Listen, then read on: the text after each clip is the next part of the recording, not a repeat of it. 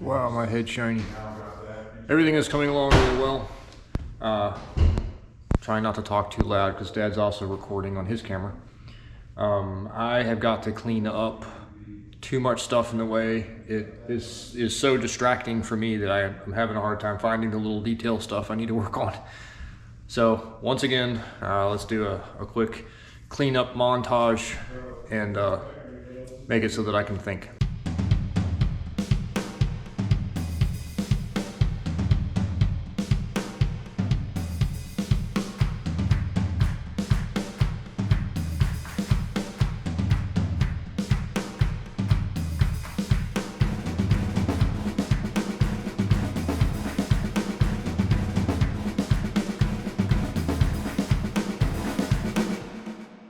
Well, that's not perfect, but it's better than it was. I can moderately concentrate now. I am now working on filling in the old hinge holes from the jam where I flipped this door around to the other side. And I mean, I could just fill this one in with putty and hope that nobody sees it. I'm gonna do it a little bit differently. I cut this here piece of wood on the table saw to the same thickness as the hole is deep, and I'm not going to be able to trace it like this, so what I did is I took the hinge off of the other side, and now since this hinge used to be here, it's exactly the same size. So I'm just going to put this like that and then trace it.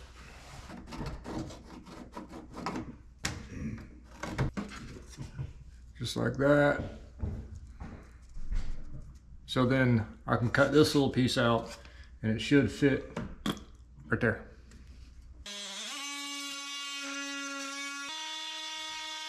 And then once I have the rough piece cut out, I'll give it a little bit of love with a sander to sneak up on the actual final size. That way it fits perfectly into that gap and I don't have a whole lot I have to fill in.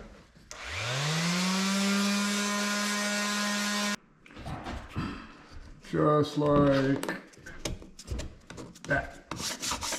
There, exactly the same size. Now I just use this one as a template to do the other one that I need for the bottom. And then once the piece is ready to put in, believe it or not, I'm going to use hot glue. Now before everybody goes into full panic mode and blows up the comment section with arts and crafts and you need to use Titebond 3 and all this stuff. This is commercial grade. This is actually what like IKEA uses to put their furniture together. I would absolutely destroy the wood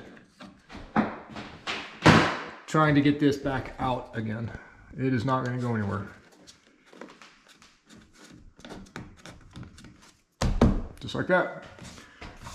And then I'll go over top of it with a little bit of putty just to smooth it, and then paint it, and you probably won't even know it was over there. That's the bottom one done as well, and I'm going to do the old latch next. But I won't show you that because that would be repetitive. Here in the master bedroom, I'm going to put in a ceiling fan.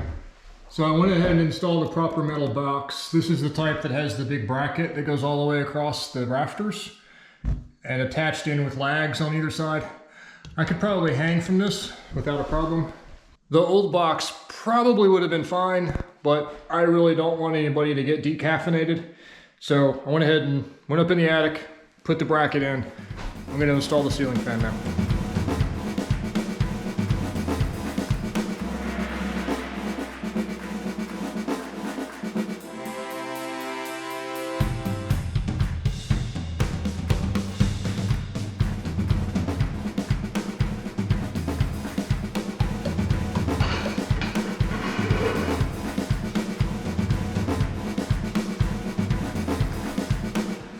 Okay, let's get the old smoke test.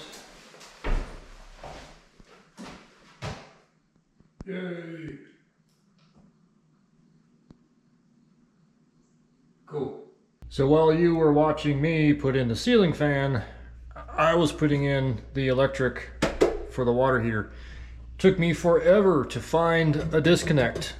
They don't sell them anymore. I could find them that are fused, but I don't need a fused one. So I was able to get the disconnect, hooked it up, powered it on. I can hear the water sizzling, so I know it's heating up, and we'll see what temperature it spits it out at. Also, yesterday I put in a new front door. I think that's going to look pretty good. Molly's going to get it painted out. Certainly better than the old one, which was kind of falling apart after however many years it's been since 1973. So Dad and I just took the entire morning and got a pretty exhaustive list. It was exhausting. Yeah. Just checkpoint list of all the stuff that we need to get done. It is really starting to come down to the wire. We're into the sort of the last detail bits all the way throughout. Finishing up a lot of little jobs. Big list of stuff that we need to get yet. Yeah, this is the hit list. Yeah. And everything on this list takes a long time and makes very little difference in the look of things. Yeah. So we're just going to start working through this line by line. There isn't really, except for exterior painting and then the floors. That's it. That's the only other major things. The railing. Oh yeah, the railing. Which you didn't write down. Yeah, I did. Did you? Okay. Yeah, it's in here somewhere. Okay. So anyway, that's where we're at. I don't know where I'm going with this, but okay. I went ahead and put in all the little filler plates and then covered the whole top of the thing with a filler, like a wood filler. It's an epoxy base, so it's actually two parts you put together. It's kind of like Bondo. It smells like Bondo. And then I'm just going to take my sander and flatten them out.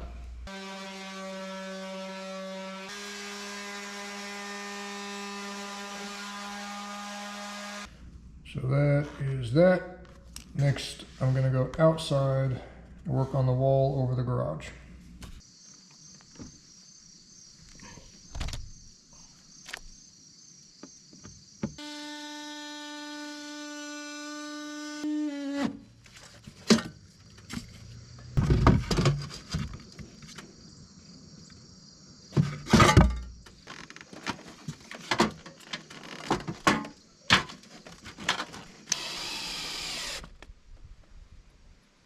This whole area of the front yard is all covered with these white rocks.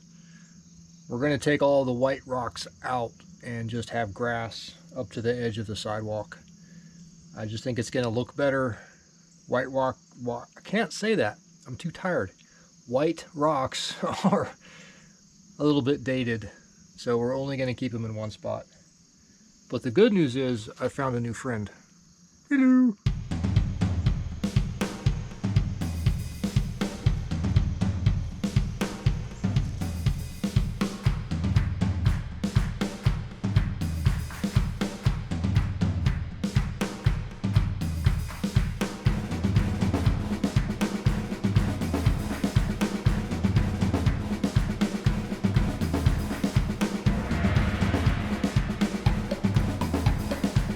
The entire back of the house has a layer of the little decorative rocks, same thing that I was fooling with on the front of the house.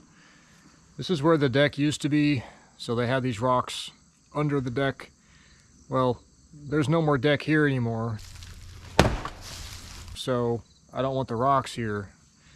Probably going to spend quite a bit of time raking and getting all the rocks collected together.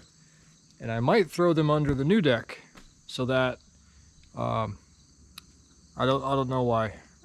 I guess just something to have something to do with them so that's not just wasted. And also while I was at it, I put a pile of big rocks at the outflow from that big drain tile that I put in from the front of the house. This is going to prevent this area from getting completely eroded away in the torrential downpours that we've been having very, very often here at the house. But before I get all of the rocks, I need to finish the soffit, get all that put back together. Every single time it rains, it's pouring down the side of the chimney. You can see all of the moss that's grown. So I'm gonna get all of that put back together now while it's not pouring rain, so that it'll be easier to paint. Okay, and one day later, here we are. I have finished everything on this side. Let me show you. I got the new undersill all put back together. The gutter is reinstalled actually where it's supposed to be. I made sure that the fascia was good. And then the outside also fixed up. Right here there was a hole where a light used to be, so I patched that, and we'll get it all caulked up and painted. I still have to put on the brick mold around this window. This is filled in with treated wood, and down there I filled in down here. I kind of hemmed and hawed and hemmed and then did it again to figure out what to do here. We don't have any of this block. This is where the old deck used to was, because you remember that there was a door up here. So didn't really know what exactly to do to fill this in, but I think that just putting a piece of treated wood, 5/4 board, and zipping it in on the top, I'll get it all caulked in and painted somewhat similar color to this. It's probably just going to blend in. If somebody's looking at it real hard, they'll obviously be able to tell it's not block, but I didn't really have much of a choice.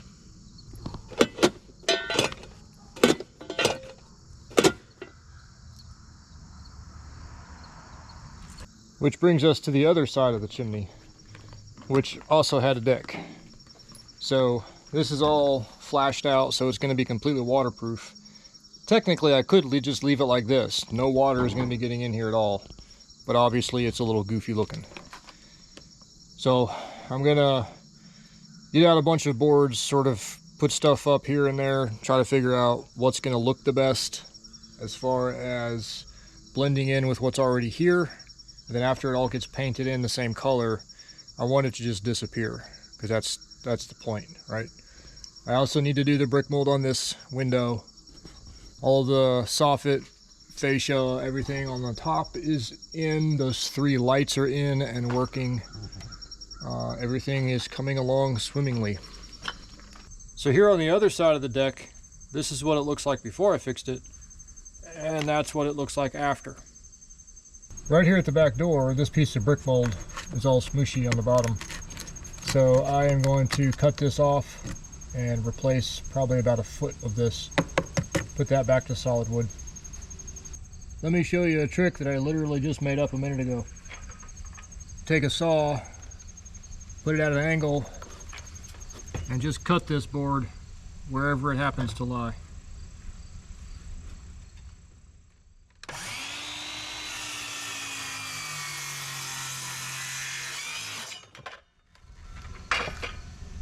Just like that. Then you take this to your unplugged compound miter saw and match the angles that you just created randomly in that piece of wood.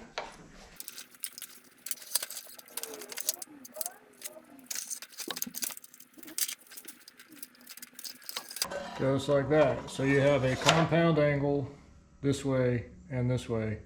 Then I take a piece of brick mold that I took off of something else in the back of the house that matches. It's exactly the same. Take out all the nails. I'm going to make sure that this is the same orientation, that the pattern is the same on it, and that's where it lines up.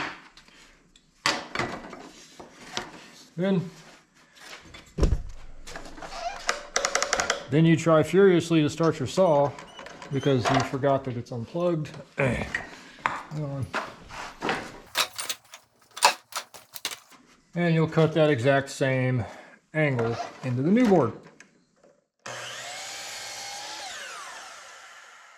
Ta-da! Then I'm going to measure down how much I need, 6 inches to that spot right there. Put a mark on it with the tape measure because I'm too lazy to get my pencil. Go back to 0. And judo chop it at that mark. So then you take the piece and slide it in place. What that compound angle does is it makes the seam all but disappear once you have it caulked instead of just a butt joint. That worked really, really well. And I literally just made it up. Cool. And just like a real YouTuber, I can say, this is how I've done it for years, even though it's the first time I've done it. I don't know what that nail there. Here we go.